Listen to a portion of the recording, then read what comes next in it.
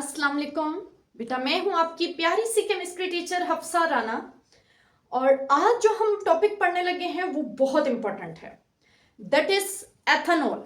ठीक है, एथेनॉल को और क्या नाम दिया जाता है? एथेनॉल को हम कहते हैं इथाइल अल्कोहल। इथाइल अल्कोहल, और इसका जो मॉलिक्यूलर फॉर्मूला है वो है C2H5OH, CH3CH2OH।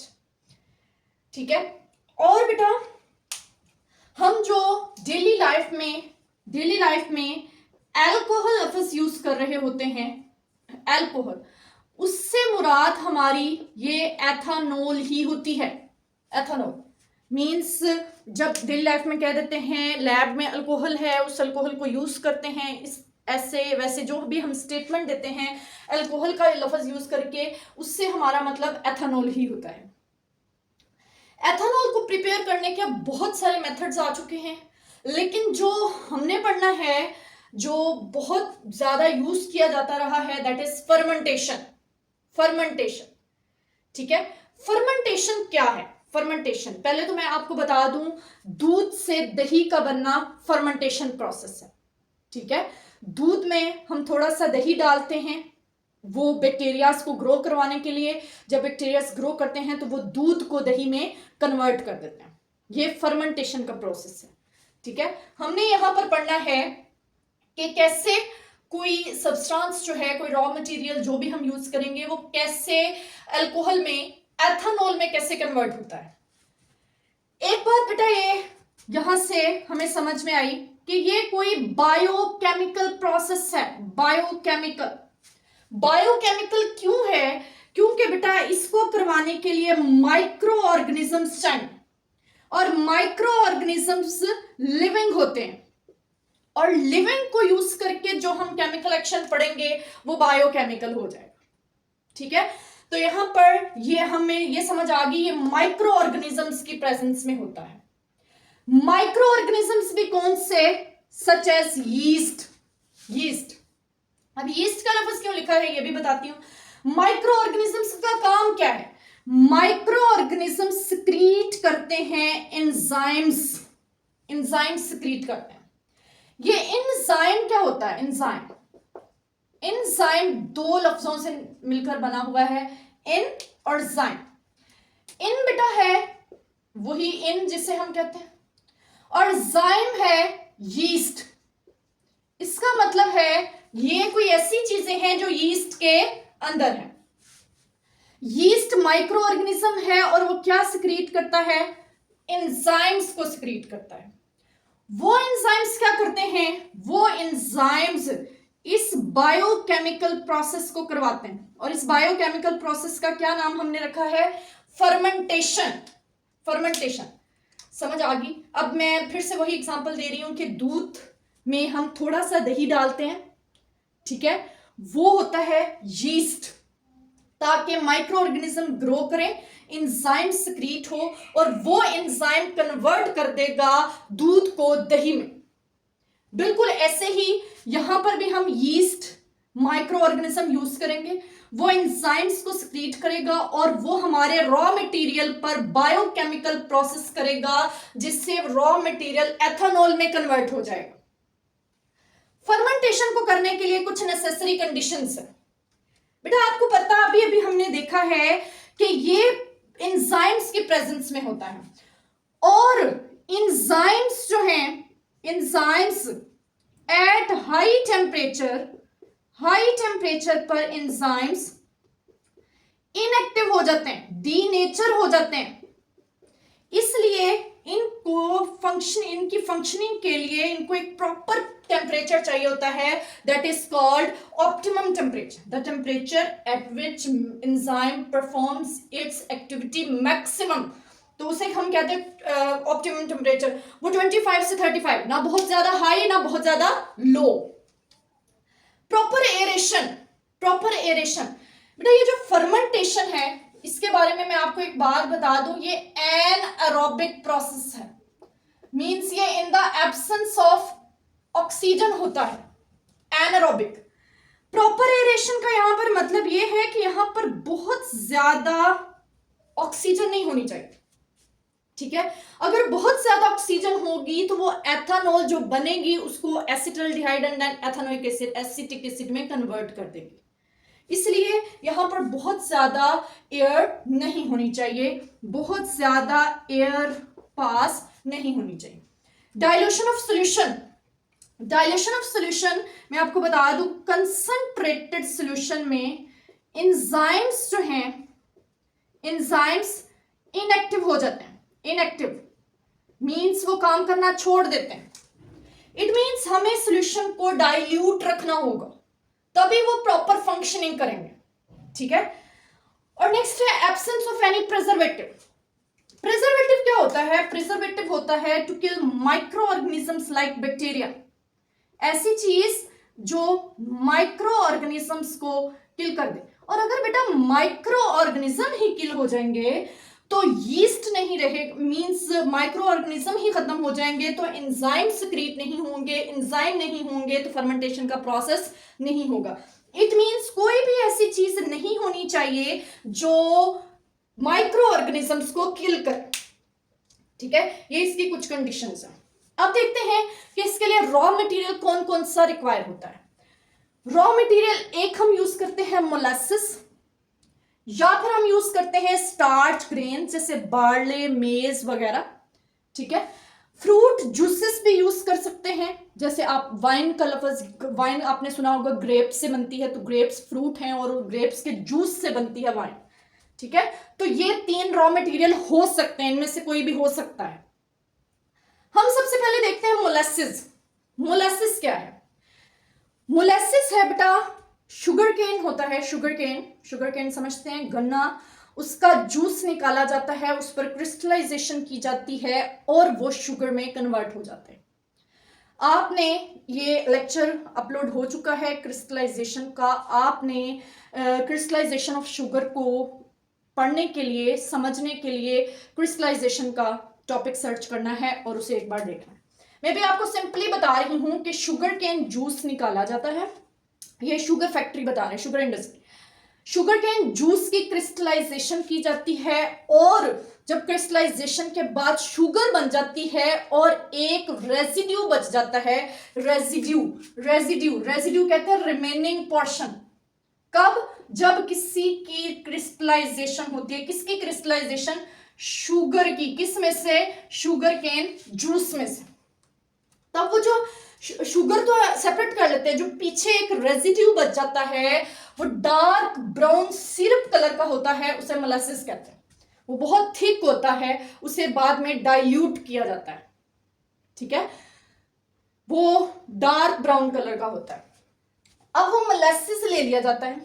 मोलासिस, मोलासिस क्यों लिया गया है? मोलासिस जो है वो सोर्स ऑफ ग्लूकोज या फ्रुक्टोज, ठीक है, ग्लूकोज या फ्रुक्टोज। 60% इसमें सुक्रोज होती है, जिसको बाद में डाइल्यूट कर लिया जाता है और फिर इसको यूज किया जाता है। जी, हम देखते हैं, हमने लिया molasses. Molasses, molasses is a type of sugar, sucrose, इसलिए इसका फॉर्मूला भी सुक्रोज है, C12H22O11।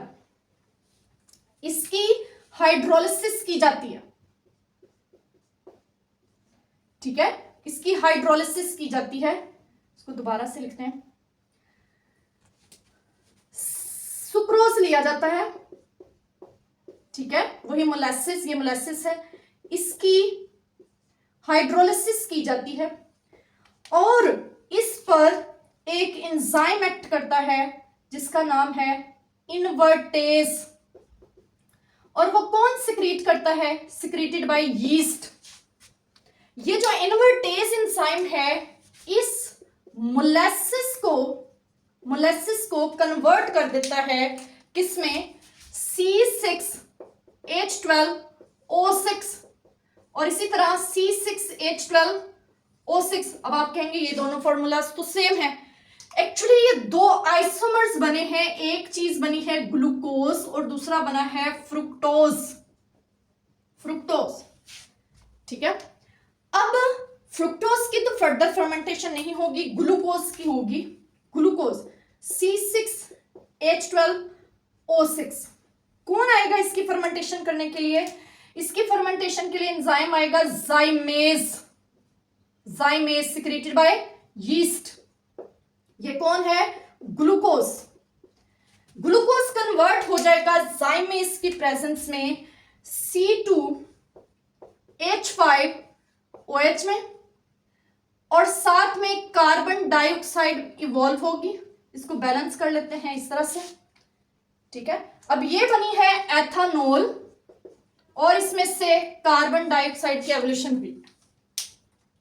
मोलेसिस सोर्स है सुक्रोज का, सुक्रोज कह सकते हैं आप। सुक्रोज की जब हाइड्रोलिसिस होती है तो ग्लूकोज और फ्रुक्टोज बनता है। ग्लूकोज जाइमेज एंजाइम की प्रेजेंस में एथानॉल में कन्वर्ट हो जाता है। अब हम अगला मेथड देख लेते हैं, स्टार्च। स्टार्च जैसे बार्ले वगैरह। बार्ले क्या किया जाता है? स्टार्च लिया जाता है। स्टार्च होता है C6H10 C6H10O11, ठीक है। ये है स्टार्च का फॉर्मूला। स्टार्च पर एंजाइम कौन सा एक्ट करता है? Diastase. Diastase enzyme secreted by yeast. वो इस स्टार्च को कन्वर्ट कर देता है माल्टोज में, C12H22O11, that is maltose. Maltose, ठीक है। ये माल्टोज है, माल्टोज। स्टार्च सबसे पहले किसमें कन्वर्ट हुआ है? माल्टोज में। हाइड्रोलिसिस हुई है स्टार्च की, यहां हाइड्रोलिसिस हुई है स्टार्च की। एंड वाटर भी आएंगे,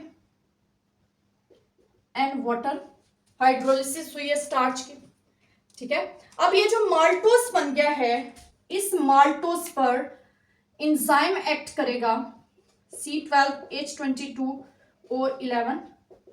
इस पर एंजाइम एक्ट करेगा, एंजाइम है बेटा, एंजाइम है माल्टेज, उसी के नाम से, माल्टोज के नाम से माल्टेज, माल्टोज के नाम से माल्टेज, सिक्रेटेड बाय यीस्ट। और ये इसको कन्वर्ट कर देगा ग्लूकोज में, C6H12O6। दो इसको बैलेंस कर लिया, ग्लूकोज, ये बन गया है ग्लूकोज। अब ग्लूकोज की जब फर्दर एंजाइम का एक्शन होता है ग्लूकोज पर, C6H12O6 एंजाइम्स यहां आ जाते हैं। ग्लूकोज के लिए जाइमेज आता है सिक्रेटेड बाय यीस्ट, और ये इसको कन्वर्ट कर देता है C2H5OH plus carbon dioxide, balance कर, ठीक है। ये इस तरह से कन्वर्ट हो जाता है। स्टार्च, पहले स्टार्च की हाइड्रोलिसिस हुई, माल्टेज बना, फिर माल्टेज की हाइड्रोलिसिस हुई, ग्लूकोज बना, ग्लूकोज देन फर्मेंटेशन से कन्वर्ट हो गया एथानॉल। इस फर्मेंटेशन के प्रोसेस से जो अल्कोहल ऑब्टेन होती है बेटा, वो ओनली 12% होती है, 12%, या ज्यादा से ज्यादा 14% हो सकती है। इस 14% का मतलब ये है कि इसमें 14% एथानॉल होगी एंड रिमेनिंग 86% इसमें वाटर होगा। ऐसा क्यों है? ऐसा क्यों है? ये क्वेश्चन नंबर 11 का थर्ड पार्ट भी है क्वेश्चन। ऐसा क्यों है? Because beyond this limit means इस लिमिट से आगे enzymes become inactive, enzymes inactive हो जाते हैं, इनएक्टिव, एंजाइम सारे इनएक्टिव हो जाते हैं, इसलिए ये 14% से ज्यादा नहीं बनती। अब अगर हमें कंसंट्रेटेड एथेनॉल चाहिए तो क्या करेंगे? इस अल्कोहल को डिस्टिल करेंगे अगेन एंड अगेन, और फिर हमें 95% अल्कोहल ऑब्टेन हो जाएगी, जिसे हम कहते हैं रेक्टिफाइड सिपरेट। रेक्टिफाइड सिपरेट, ये हम नाम देते हैं। ये जो डिस्टिलेशन के बाद 95% अल्कोहल आती है। लेकिन बेटा अगर 100% अल्कोहल चाहिए, 100% होती है एब्सोल्यूट अल्कोहल, वो ऑब्टेन की जाती है distillation again and again. Actually 95% alcohol पर आकर ये जो मिक्सचर है ये एजियोट्रोपिक मिक्सचर बन जाता है। मींस इसके बाद मजीद डिस्टिलेशन नहीं हो सकती। तो क्या किया जाता है, इसमें डाला जाता है क्विकलाइम पता है, CaO डाला जाता है, और उसे डालकर इसकी कंसंट्रेशन डिस्टर्ब की जाती है, कंपोजिशन डिस्टर्ब की जाती है, और कंपोजिशन डिस्टर्ब करने के बाद एब्सोल्यूट अल्कोहल जो कि 100% होती है ऑब्टेन कर ली जाती है। अब बहुत इंपॉर्टेंट शॉर्ट क्वेश्चन भी आता है, डीनेचरिंग ऑफ अल्कोहल्स। ये जो एथेनॉल है ये ड्रिंकिंग पर्पस के लिए यूज होती है, लेकिन जब इसको लैब्स वगैरह में रखना होता है तो कुछ शरारती बच्चे भी होते हैं जो पी जाएंगे इसे, तो उसको बचाने के लिए, मींस ड्रिंकिंग पर्पस को अवॉइड करने के लिए, to avoid drinking person, 10% methanol is added. और इसके साथ ये क्यों किया जाता है, टू अवॉइड ड्रिंकिंग पर्पस को अवॉइड करने के लिए। इससे जो ये अल्कोहल बन जाती है इसको नाम देते हैं मिथाइलेटेड सिपरेट। इसको मिथाइलेटेड सिपरेट का नाम देते हैं।